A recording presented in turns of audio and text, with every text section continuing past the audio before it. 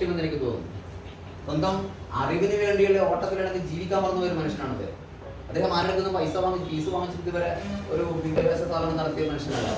അദ്ദേഹത്തിന്റെ മുന്നിലേക്ക് അറിവ് വേണ്ടുന്ന ആളുകൾ എത്തുകയായിരുന്നു. അറിവ് അന്വേഷിച്ചിട്ട് ആളുകൾ വരികയായിരുന്നു.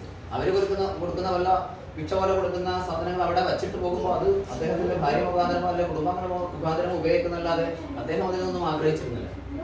അപ്പോൾ അങ്ങനെ 60 വയസ്സിൽ ഷഷ്ടിപൂർത്തിയും മധുവിധവും ഒന്നിച്ചാഘോഷിച്ചു എന്നാണ് അദ്ദേഹത്തെ കുറിച്ച് പിന്നെ മുമ്പ് എഴുതിയ ലേഖനത്തിൽ ഞാൻ വായിച്ചത്. അപ്പോൾ ഷഷ്ടിപൂർത്തിയും മധുവിധവും ഒന്നിച്ചാഘോഷിച്ച ഒരു മനുഷ്യന്റെ ആ മധുവിധുവിന് കാരണക്കാരനായ ഒരു മകനാണിത്.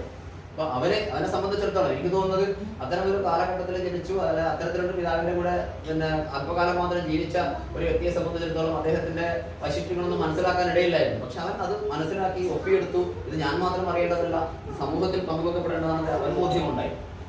അവൻ ചെയ്തത് ലക്ഷക്കണക്കിന് രൂപ ശമ്പളം വാങ്ങുന്ന ഒരുപാട് അധ്യാപകരെ പടച്ചു വിട്ട ഒരു മനുഷ്യനാണ് ഒരിക്കലും.